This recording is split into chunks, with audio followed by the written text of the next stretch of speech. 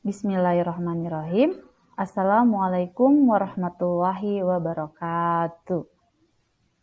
Gimana kabarnya anak-anakku kelas 12 akuntansi? Semoga kita semua dalam keadaan sehat walafiat.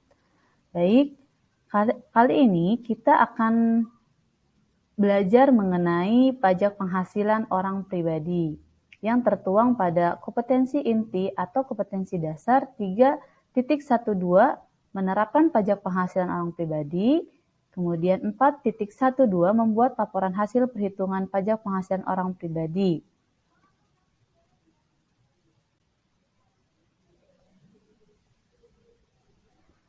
Dalam pembelajaran kali ini, kita akan mempelajari apa saja yang terdapat pada pajak penghasilan orang pribadi.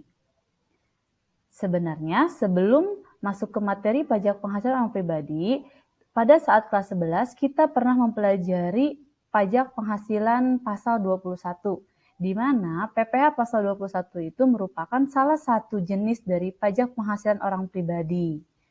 Oke, pajak penghasilan orang pribadi merupakan pajak yang dikenakan terhadap subjek pajak orang pribadi atas penghasilan yang diterima atau diperoleh dalam tahun pajak maupun bagian tahun pajak. Orang pribadi adalah subjek pajak penghasilan yang mencakup orang pribadi yang bertempat tinggal di Indonesia maupun di luar Indonesia. Jadi, pajak penghasilan orang pribadi, kita akan mempelajari tentang hitungan tentang penghasilan orang pribadi, yang dimana mereka boleh bertempat tinggal di Indonesia ataupun di luar Indonesia. Jenis-jenis pajak penghasilan orang pribadi terbagi menjadi 4. Yang pertama, pajak penghasilan pasal 21 yang sudah kita bahas atau kita pelajari di kelas 11. Namun, waktu kelas 11, kita hanya mempelajari pengertiannya saja, belum sampai kepada perhitungannya. Nah, di pertemuan kali ini kita akan membahas secara tuntas apa itu pajak penghasilan pasal 21, kemudian bagaimana cara penghitungan PPh pasal 21. Kemudian selain PPh pasal 21, ada juga pajak penghasilan pasal 23. Pajak penghasilan pasal 26, dan yang keempat, pajak penghasilan pasal 4 ayat 2.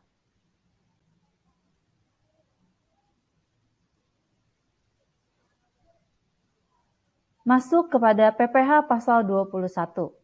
Pajak penghasilan pasal 21 atau biasa kita sebut sebagai PPh pasal 21 merupakan pajak atas penghasilan berupa gaji, upah, honorarium, tunjangan, dan pembayaran lain dengan nama dan dalam bentuk apapun sehubungan dengan pekerjaan atau jabatan, jasa, dan kegiatan yang dilakukan orang pribadi dalam subjek pajak dalam negeri sebagaimana dimaksud dalam pasal 21 Undang-Undang Pajak Penghasilan.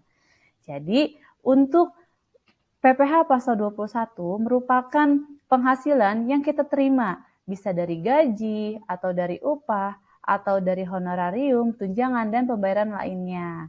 Salah satu contohnya adalah sebagai karyawan tetap atau sebagai PNS, yang dimana kita mempunyai penghasilan tetap dari perusahaan atau dari instansi atau dari pemerintah. Atau bisa jadi sebagai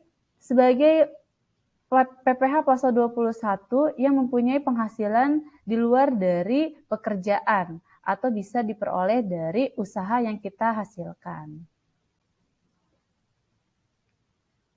Tarif dan dasar pengenaan PPh pasal 21 untuk pegawai tetap PKP atau kepanjangan dari penghasilan kena pajak diperoleh dari penghasilan neto dikurang dari PTKP. Mungkin kalian sudah mengenal PTKP itu seperti apa karena sudah kita bahas di kelas 11. PTKP merupakan penghasilan tidak kena pajak.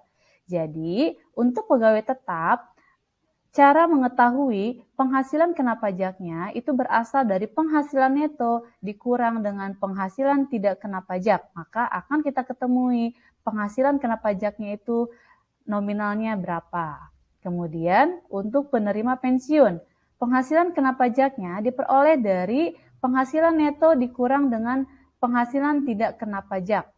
Untuk pegawai tidak tetap atau tenaga kerja lepas, pemagang, dan calon pegawai, tidak dipotong pajaknya apabila upah sehari kurang dari Rp450.000 dan jumlah kumulatif sebulannya belum melebihi 4.500.000. Kenapa 4.500.000? Karena minimal dari penghasilan tidak kena pajak itu adalah 4.500.000 dalam penghasilan sebulan. Artinya, jika penghasilan kita masih di bawah 4.500.000, maka tidak dipotong pajaknya atau belum dikenakan pajaknya atau biasa kita kenal sebagai pajak nihil. Kemudian, nomor 3, anggota Dewan Komisaris, jumlah penghasilan bruto.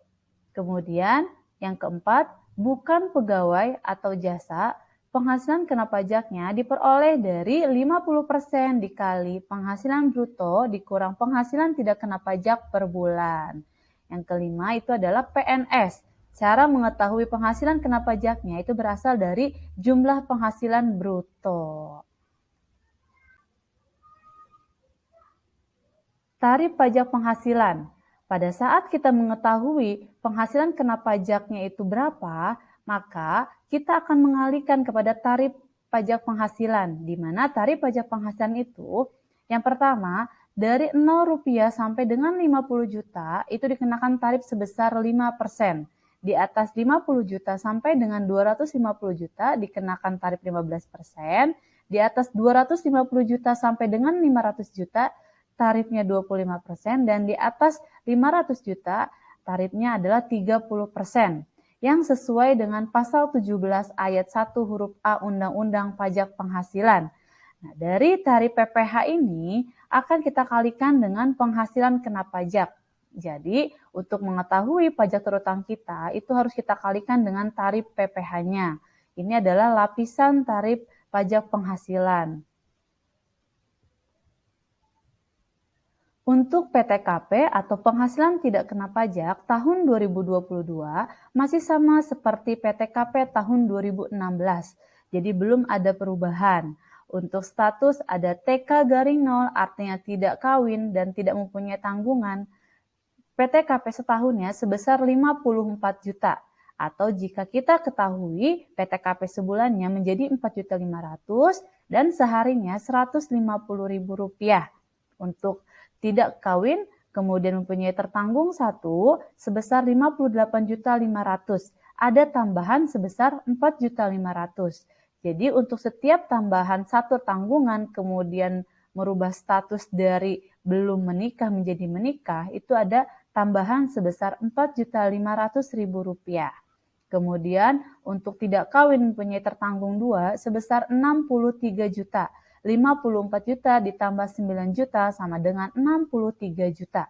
Untuk sebulan 5.250.000 dan perharinya Rp175.000. Untuk TK.3 atau tidak kawin dan mempunyai tanggungan sebanyak 3 sebesar Rp67.500.000. Artinya PTKP sebulannya sebesar 5.625.000 atau setara sebesar 187.500. Kenapa sampai 3? Karena PTKP yang ditanggung itu adalah maksimal sebanyak 3. Lebih dari 3 tidak dihitung pajaknya. Kemudian K-0, K-1, K-2, dan K-3. Artinya K itu adalah kawin atau sudah menikah mempunyai tanggungan 1, 2, dan 3. Untuk tertanggung itu tidak harus anak kandung sendiri. Untuk tertanggung itu bisa mertua, kemudian bisa anak tiri, dan bisa adik atau kakak ipar. Lanjut sekarang masuk ke dalam pajak penghasilan pasal 23. Pajak penghasilan pasal 23 yang dipotong atas penghasilan yang terdiri dari dividen, bunga, royalti, hadiah, dan penghargaan, sewa dan imbalan yang sehubungan atas jasa teknik. Adapun yang menjadi subjek pajak adalah penerima dari penghasilan tersebut, terdiri dari wajib pajak dalam negeri dan bentuk usaha tetap. Jadi untuk pajak penghasilan pasal 23 merupakan penghasilan yang dikenakan atas penghasilan dari dividen, kemudian bunga, royalti, hadiah, dan penghargaan. Dan subjek dari penghasilan tersebut adalah penerima dari dividen, bunga, royalti, dan hadiah tersebut. Wajib pajak penghasilan pasal 23, yang pertama ada wajib pajak dalam negeri atau orang pribadi dan badan, kemudian bentuk usaha tetap.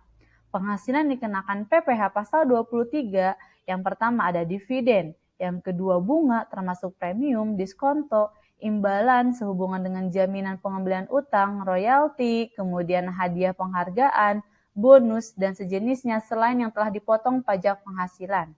Yang kelima, ada sewa dan penghasilan lain sehubungan dengan penggunaan harta, dan yang keenam, imbalan sehubungan dengan jasa teknik, jasa manajemen, jasa konstruksi, jasa konsultasi, dan jasa lainnya selain yang telah dipotong pajak penghasilan pasal 21. Untuk tarif PPh pasal 23, itu yang pertama, dari jumlah bruto akan dikenakan tarif sebesar 15% dari dividen, kemudian bunga, royalti, hadiah, penghargaan, bonus, dan sejenisnya. Jadi untuk yang dividen, bunga, royalti, hadiah, penghargaan itu akan dikenakan tarif sebesar 15% dikali jumlah bruto yang dihasilkan. Kemudian untuk sewa, kemudian seluruh jasa itu akan dikenakan tarif sebesar 22% dari jumlah bruto. Jadi untuk penghitungan PPh pasal 23 itu sangat relatif mudah.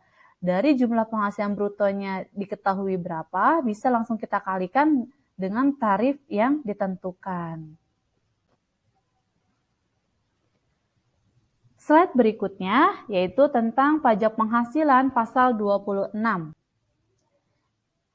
Pajak penghasilan pasal 26 merupakan pajak penghasilan yang dikenakan atas penghasilan yang dibayarkan, disediakan untuk dibayarkan, atau telah jatuh tempo pembayarannya kepada wajib pajak luar negeri selain bentuk usaha tetap di Indonesia.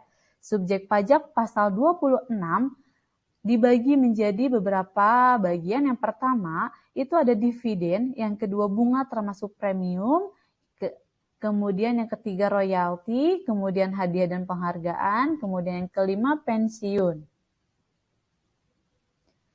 Cara menghitung dari PPh pasal 26 itu sama seperti dengan PPh pasal 23, yaitu dengan cara mengalihkan jumlah bruto dan tarifnya. Di sini ada tarif 20% untuk dividen, kemudian bunga, royalti, imbalan, hadiah, dan pensiun lainnya. Jadi pada saat kita mengetahui jumlah brutonya berapa, bisa langsung kita kalikan dengan tarif yang telah ditentukan. Slide berikutnya yaitu tentang pasal 4 ayat 2 Undang-Undang Pajak Penghasilan, pajak yang bersifat final.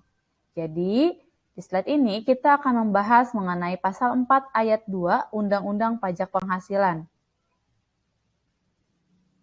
Setelah mempelajari pajak penghasilan pasal 21, pasal 23, pasal 26, sekarang kita akan mempelajari jenis pajak penghasilan lainnya, yaitu pajak penghasilan yang bersifat final atau pasal 4 ayat 2.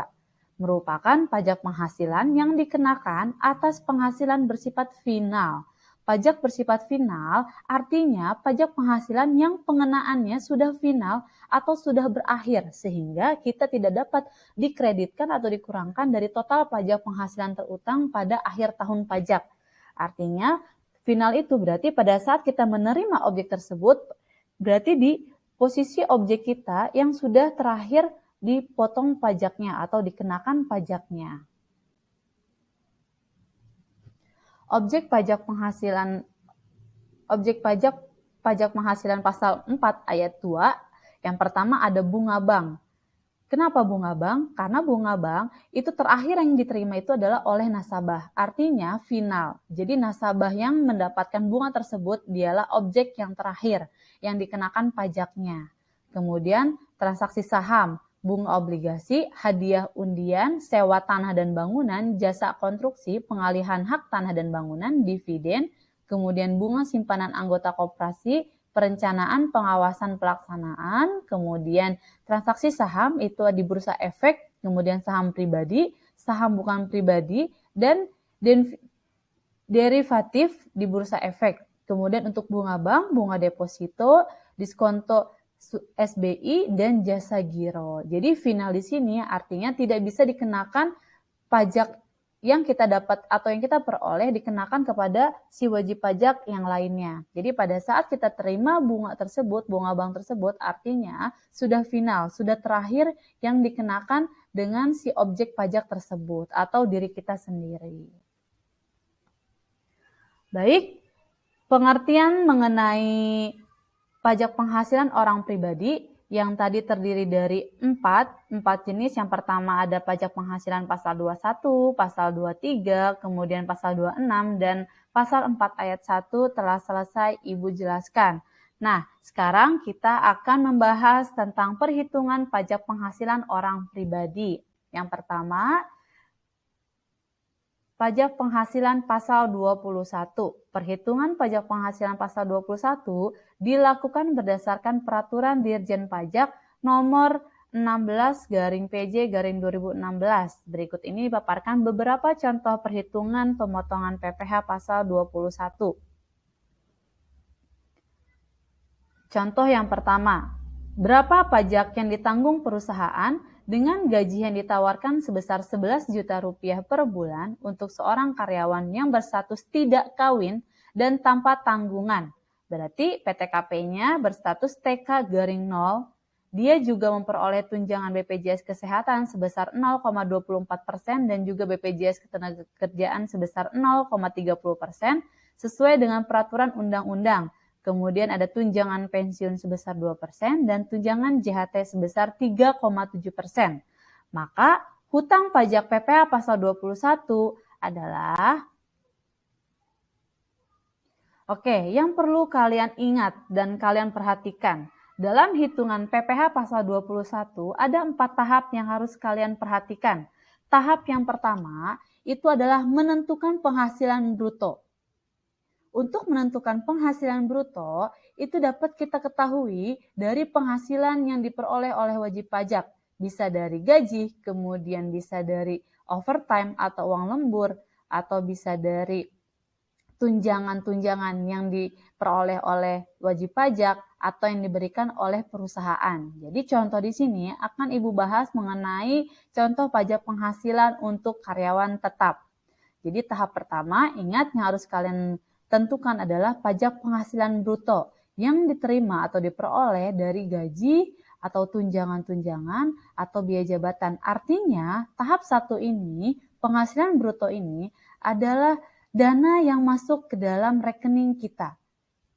Jadi uang yang masuk yang kita peroleh itu adalah menentukan penghasilan bruto. Untuk menjawab soal yang tadi, di sini ada penghasilan bruto, kemudian penghasilan bruto sudah kita ketahui. Tahap keduanya adalah menentukan penghasilan neto. Penghasilan neto diperoleh dari biaya jabatan. Biaya jabatan tidak akan nampak pada soal, tapi akan nampak pada jawaban karena biaya jabatan merupakan rumus dari hitungan PPh pasal 21. Tarifnya sebesar 5% dari penghasilan bruto dan maksimalnya adalah Rp500.000 jika kita sudah kalikan dari penghasilan bruto. Misalkan penghasilan brutonya pada saat kita kalikan dengan biaya jabatan sebesar 5% lebih dari Rp500.000, yang kita tulis tetap sebesar Rp500.000 karena maksimal yang ditentukan oleh Dirjen Pajak adalah sebesar Rp500.000 per bulan atau 6 juta per tahun.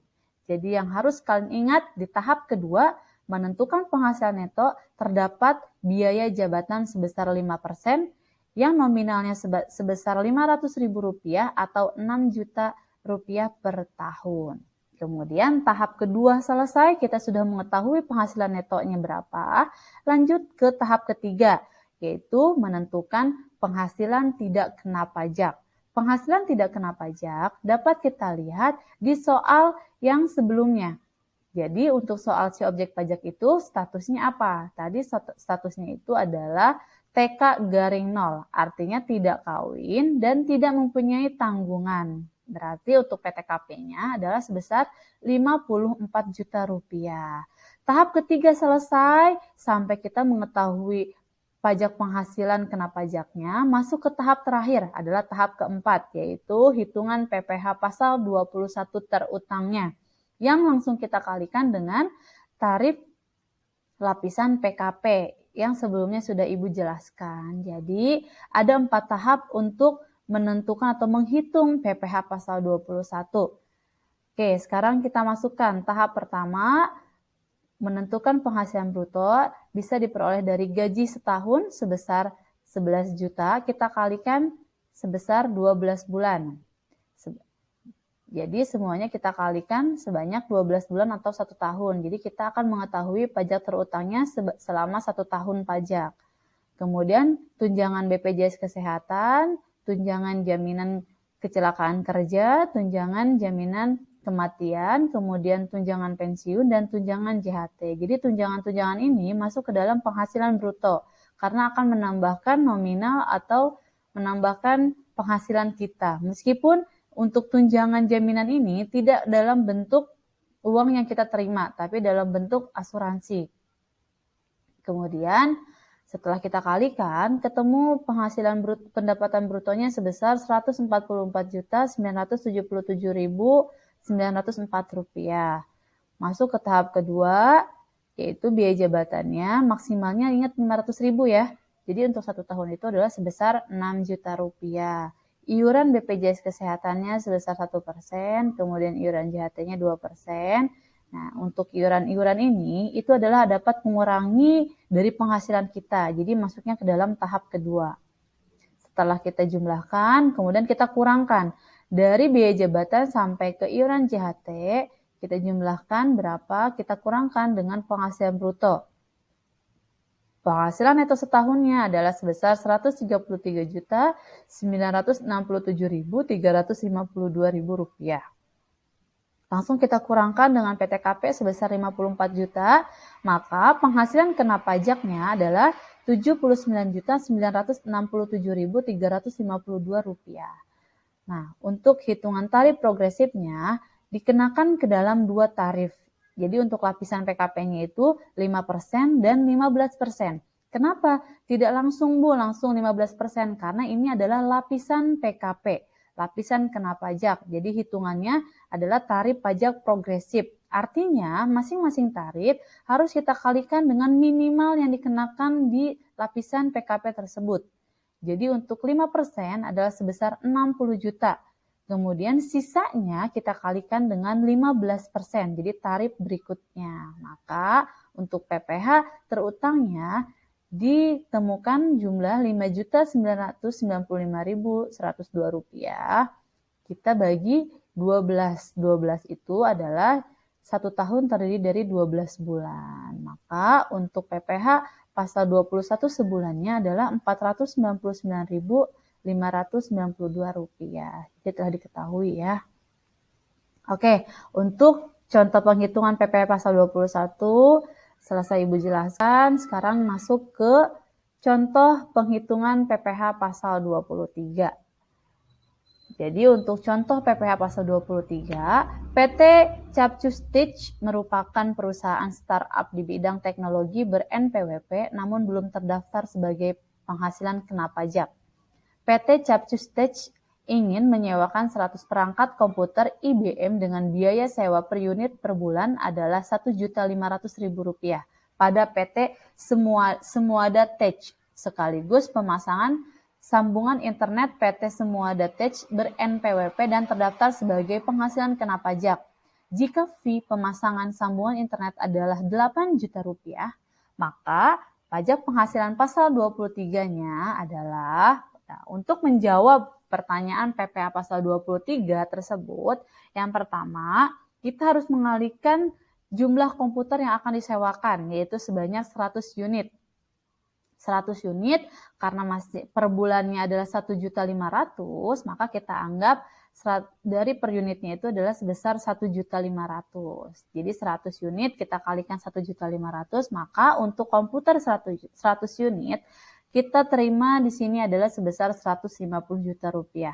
Sewa penghasilan lain sehubungan dengan penggunaan harta itu masuk ke dalam 2%. Jadi, total 150 juta rupiah kita kalikan langsung sebesar 2%, maka PPh pasal 23-nya itu adalah 3 juta rupiah. Untuk jasanya 8 juta langsung kita kalikan 2% karena tarif untuk jasa dan sewa itu adalah sebesar 2%. Seperti yang Ibu jelaskan pada materi yang sebelumnya atau pada slide sebelumnya mengenai PPh pasal 23, itu penghitungannya sangat mudah dibandingkan PPh pasal 21.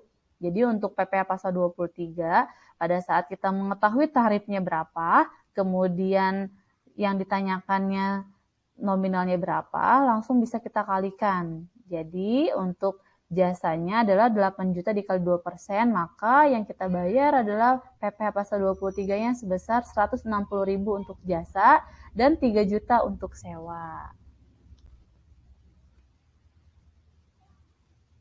Nah, sekarang kita akan menjelaskan atau membahas contoh perhitungan pasal 26. Sebagai contoh, ada Charles adalah warga negara asing yang bekerja di Indonesia. Ia merupakan karyawan asing pada perusahaan PT AAA. Carlos sudah tinggal di Indonesia selama 183 hari. Carlos sudah beristri dan punya 1 orang anak. Pada Juli 2020, Carlos memperoleh gaji sebesar 20.000 US dollar sebulan. Kurs yang berlaku pada bulan tersebut adalah 14.500 per dolar Amerika Serikat. Maka perhitungan pajak penghasilan 26 atas gaji Carlos adalah penghasilan bruto dari gaji sebulan 20.000 US dollar, kita kalikan kurs yang berlaku pada hari tersebut adalah 14.500, maka gaji Carlos sebesar 290 juta rupiah. Oke, untuk PPh pasal 26 atas gaji sebesar 20%. Maka total gaji yang tadi sudah kita hitung, kita kalikan tarif 20%, jadi PPh pasal 26 yang harus dibayarkan oleh Carlos ada sebesar 58 juta rupiah. Cukup gampang ya untuk menghitung PPh pasal 23 dan 26. Sekarang yang terakhir penghitungan PPh pasal 4 ayat 2. Contoh yang pertama, jika saat ini kamu memiliki tabungan di bank dengan saldo rata-rata bulan Januari 2019 adalah 450 juta rupiah, bunga yang diberikan oleh bank yaitu 9% per tahun. Bunga yang kamu terima pada bulan Januari 2019 adalah 3.375.000 rupiah. Berapa pungutan pajak penghasilannya? Pajak penghasilan pasal 4 ayat 2 yaitu 20% dikali bunga bulan Januari 2019, 20% dikali 3.375.000, maka pajaknya itu adalah 675.000 rupiah. Kemudian pajak PPh pasal 4 ayat 2 dapat dikalikan sebanyak jumlah bulan dalam 1 tahun untuk mendapatkan pajak tabungan per tahun. Pajak tabungan per tahun pasal 4 ayat 2 dikali 12 bulan sama dengan 675.000 dikali 12 bulan. Jadi totalnya pajak per tahun yang harus kita bayar sebesar 8.100.000 rupiah. Untuk bunga yang kita peroleh sebesar 3.375.000 rupiah. Oke, anak-anakku semua, untuk materi pajak penghasilan orang pribadi sudah selesai Ibu jelaskan sampai ke contoh perhitungan. Mulai dari pengertian sampai contoh penghitungan. Jadi dapat kita simpulkan yang dapat kita pelajari di pajak penghasilan orang pribadi. Yang pertama, pajak penghasilan orang pribadi itu terdapat 4 jenis. Yang pertama ada PPh pasal 21, yang kedua PPh pasal 23, yang ketiga PPh pasal 26, dan yang terakhir keempat PPh pasal 4 ayat 2. Kemudian di PPh pasal 21, PTKP-nya adalah sebesar 54 juta rupiah untuk wajib pajak orang pribadi. Dan tambahan untuk dia menikah kemudian tertanggung sebesar 4.500.000 rupiah. Dan harus kalian ingat, maksimal yang ditanggung oleh pihak pajak adalah sebanyak 3. Jadi maksimal dari TK garing 3 dan untuk K garing 3. Lebih dari 3 itu tidak dihitung ke dalam PPh pasal 21. Kemudian untuk PPh pasal 23, cara penghitungannya sama seperti PPh pasal 26. Tarifnya berapa bisa langsung kita kalikan dengan objek pajak yang dikenakan. Oke, anak-anakku kelas 12 akuntansi, cukup sekian yang Ibu paparkan mengenai pajak penghasilan orang pribadi. Semoga bermanfaat dan kalian dapat memahaminya. Cukup sekian, kurang lebihnya Ibu sampaikan. Terima kasih atas perhatiannya. Ibu akhiri, wabillahi taufiq wal hidayah. Wassalamualaikum warahmatullahi wabarakatuh.